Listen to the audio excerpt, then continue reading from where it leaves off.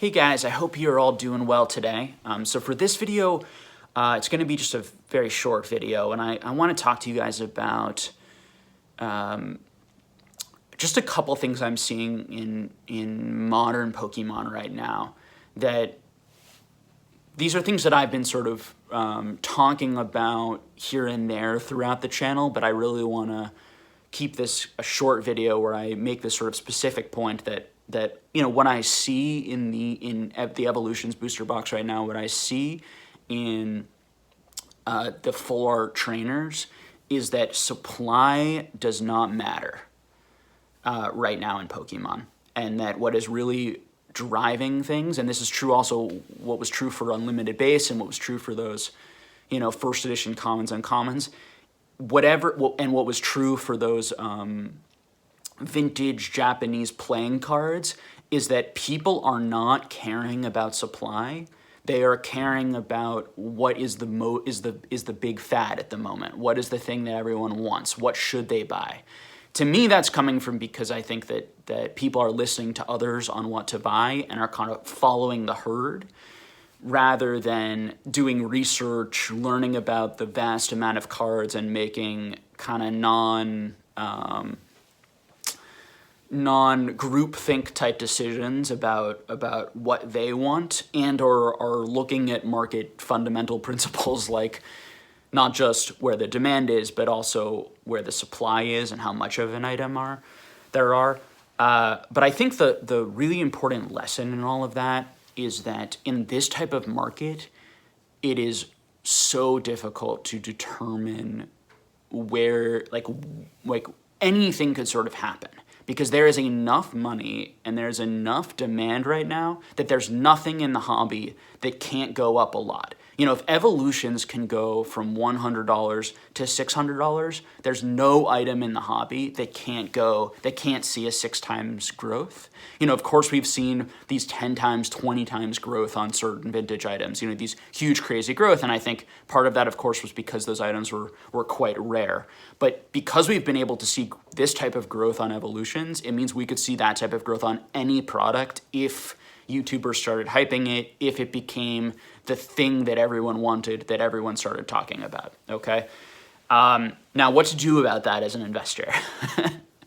I'm not really sure. I think that for me, I'm just interested in collecting what I love, what I enjoy, and I'm interested in investing in things that I think either could be the next thing that everyone goes towards, or things that I think are going to stand the test of time. And I still very much believe that when we think about 5, 10, 20, 30 years down the line, items that rarity is going to matter.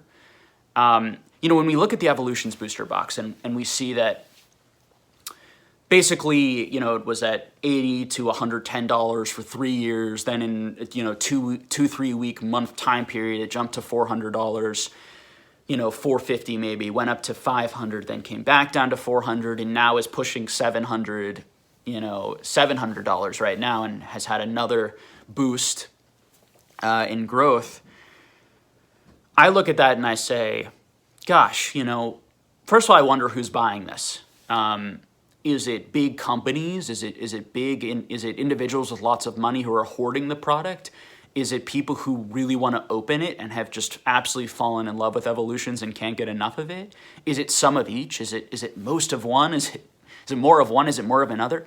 I really don't know. I really have no idea. I think that when we think, though, about the market fundamentals around a booster box like Evolutions, if we think that maybe, let's say that,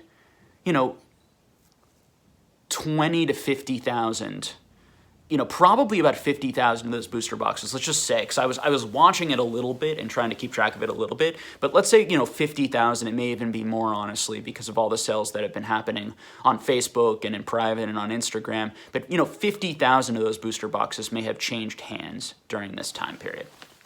So people selling people buying those booster boxes, and if we think that, let's just say that it's 50,000, and let's say that it's at $500 a box. That's going to be $25 million spent on Evolutions. Now, with $25 million, you could buy out, if you could find them, maybe every or many of the first edition booster boxes, base set booster boxes that are left in the world. You could buy out, going to Neo, which I still think is, insanely underrated not when we're talking about demand and what people like necessarily, but when we just look at the rarity side, when there are, 40 PSA 10 of a card or 80 PSA 10 of a card in the whole world, and it's still going for $400 or $500 versus a modern booster box where 50,000 of them are changing hands, and there might be a million Evolutions booster boxes in the world. I have no idea. There might be 500,000. There may be, maybe 2 million. I really don't know how many of those booster boxes are still out in the world. But if you think there's a million of those booster boxes out in the world, and there's only 60 of this card with this grade in the world, that's a staggeringly different rarity situation. And yet it does not matter at all right now. And that's the reality of the market. And what you as watchers or individuals out there decide to do about that is sort of up to you. I know for me, first and foremost, collect what you love. And this is a channel that is built on, we talk a lot about the investment, a lot about the money aspects, because it's fun and it's interesting to talk about in part, but also because we're trying to help each other figure out where to spend money, how to grow your collection in a way that allows you to build the biggest collection that you can at the cheapest price that you can. But for me, it leaves me in this situation of, I won't, ever touch a booster box like that while I can still buy cards that are that rare, that are that important to me for a lot less. Now, if those cards were going for $20,000, $15,000 instead of $500, then it would be very different. Then it would be a very different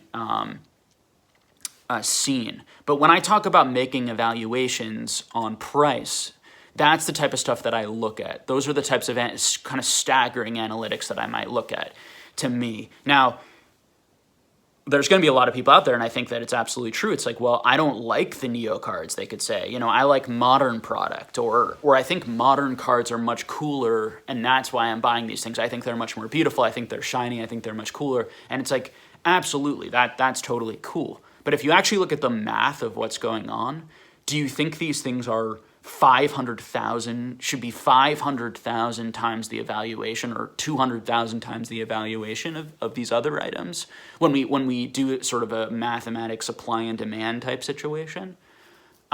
It's really staggering. And to me, it's why I would be very careful purchasing any of these booster boxes, because the problem with high demand is high demand can shift very quickly, and people's feelings can shift very quickly. And it also can be very driven up by big YouTubers and by people that are the tastemakers in the hobby and come out and say, everyone should buy this, everyone should buy that, this is what I like.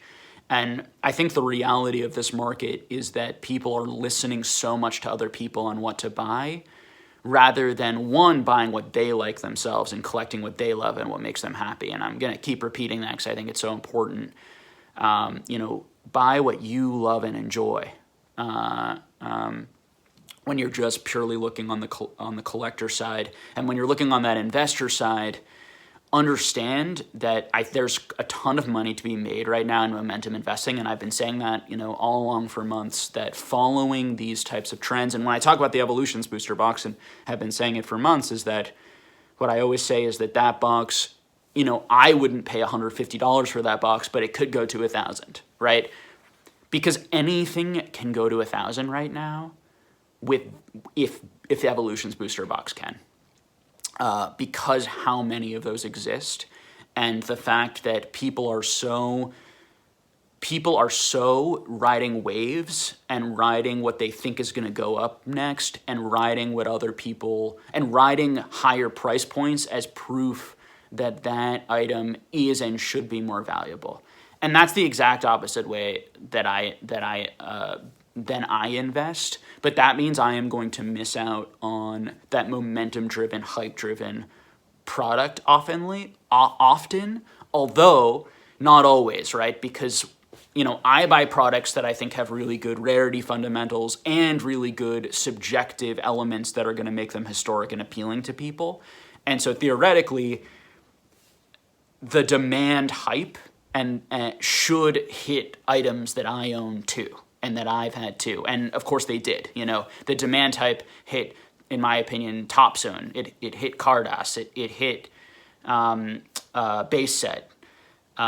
We may see it eventually hit the Neos. I think it hit Gold Stars a little bit. And when that type of incredible demand or that type of hype hits one of those markets, you might see even more incredible growth that I think will be a lot more sustainable. So you have to think, guys, if there are 1 million booster boxes of Evolutions out there, who's going to buy all of that? And they're keeping them sealed. Or 500,000, let's say, and they're keeping them sealed.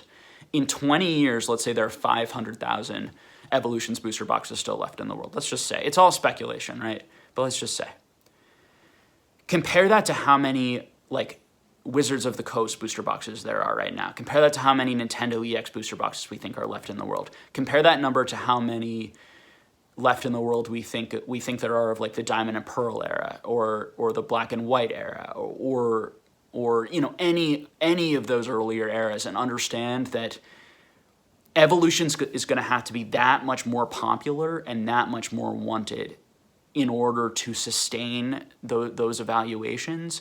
Plus, they could easily reprint Evolutions, plus they could do another reprint of Base Set, in Evolutions 2, having more of that product out there. So that is the stuff that, to me, makes those items not really not good investments. But right now, it doesn't matter what I think. It doesn't matter what anyone thinks, because the big YouTubers, the big hypers, and where all the demand and attention is and fat is, and what is what is going to grow right now. And fundamentals are not going to matter as much in the short term with those types of things.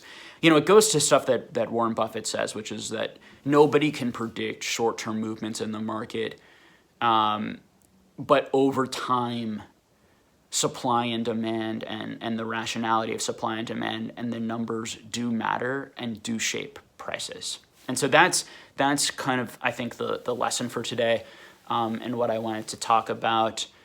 I'm not surprised by Evolution's booster boxes going up. I'm not surprised by the full arts going up. I think that we've been seeing those types of movements on those types of mass-produced items a lot during this period. And to me, the real question is, who's buying it, and why are they choosing to buy that over some of these, vintage type items with a lot less pop, or other modern items with less supply in the world. And so, another point to mention is that, Evolution's PSA cards, there's certain cards like the Charizard that really, I'm not exactly sure what it's doing today, and maybe in that it's coming back up too now that the booster box is going up. But that card, I saw that card in PSA 9 sell for $1,200, and then I saw it come back to $200, $300. So it's a lot of irrationality, a lot of where the numbers don't make sense, where a booster box goes up but the cards inside of it go down at the same time, that type of thing. It really goes back to sort of end this video that, guys, I don't know what's going to make you the most money in the short run. I'm just going to tell you all my opinions. I'm going to stick to facts. I'm going to stick to numbers. And I think that everyone should do what they think is best. If they like riding the hype waves and the fad waves, that's how they should be investing. That's how they should be buying and selling. If they are more on my side and prefer things that are a lot more conservative and have the supply side to really fight against big retraces, that's what I would suggest you invest in. And then at the end of the day, collect what you love in the hobby, what makes you happy. Okay, so those are the messages for today. Thank you all for watching the video. And I look forward to talking to you all on Sunday. We're going to have another guest on with us, which will be fun, and have some more videos coming up where I'm still interviewing people, having conversations with people. And then I think I'm probably going to do more of these types of videos again, just kind of hitting on topics that I feel like talking about, things that I think are strange or unusual or hard to predict in the market, and give you all my take on it. So, as always, thank you so much for, supporting the channel. I do get hate and people calling me negative, and it does affect me. It does upset me. What I'm really trying to do is help people not lose a lot of money on this hype and understand from my perspective where I'm coming from on this sort of thing. I like everything. I can certainly end up being wrong, and if you had invested in Evolutions at $100, you would have made 7 times your money, which now is actually a pretty good return. Before, at 4 times your money, it wasn't a very good return in Pokemon, but 7 times your money is actually a pretty good return in Pokemon right now. 5 times your money is sort of the average over this year, but 7 times your money would have been good. So now Evolutions booster boxes would have been a good buy at $100 technically if you were now selling into the market. Again, things like Neos would have been better. Level X's, individual PSA cards would have been better. You would have made more money if you were buying those in mass, particularly if you were buying ungraded cards and then grading them yourselves. There were ways to grow quite a bit more with the skills that we talk about and teach on this channel. But 7 times is a very solid growth for this Pokemon market. And I never in a million years would have predicted that Evolutions booster boxes would go from $100 to $700. And if I saw that, I would have said, we're absolutely in a bubble, or maybe if we're at $1,000, we're absolutely in a bubble. Just because the amount of supply of that was so much more than everything else. But to end the video here, it goes back to this idea that I try to talk about on the channel, that we may be at the start of the demand, and there may be even a lot more demand soon for Pokemon in general, and this could be the start of an awareness phase with Katy Perry coming in, and these types of items may double again, may go up again, because the demand and the amount of money interested in Pokemon is just so great. Now, it doesn't mean that those items should be the ones you should buy, because there are much, in my opinion, more historic, interesting, rare items that to me deserve a lot more demand, we could say, because I think that they're so beautiful and they're so great. And but at the end of the day, the market doesn't care about my feelings, and the market might be mostly interested in Evolutions, even though I don't like it, and just subjectively view them as proxy cards, right? That sort of thing. So we will have to see how it all turns out. As always, I'm going to give you guys transparently what I'm thinking about, and we'll all go from there. So thank you so much for tuning in, and please like and subscribe to the channel if you like what we're doing here, and support the message, and comment below what you guys think about this Evolutions rise, what you guys think about the rise on these full art trainers. Do you think it's sustainable? Do you think we're at the beginning of another huge growth cycle in Pokemon? Or do you think these are being short-term affected by these buyout groups, and they're gonna come back again when people are starting to sell these items a lot? Interestingly, Evolutions, I'm actually seeing the amount of Evolutions booster boxes on eBay. Finally, these big holders that were selling like 8,000 boxes each are starting to empty out on them. And so a lot of the booster boxes are now seem to be in the hands of either kind of average random, collector investor types who are either going to open them or sort of hoard them for the long term, and or are in the hands of humongous investors that are coming into the space and trying to buy out everything. And if I had to guess, I think that there are those people, just because the sheer amount of volume, and I just know that there are people who had so many, thousands of boxes, and now they're all gone. Really interesting times in Pokemon. Clearly there are some people making these big bets on these modern sets and are not as interested in instead trying to buy out or corner parts of the vintage market. And that's very interesting. So thanks again for watching. Talk to you all soon.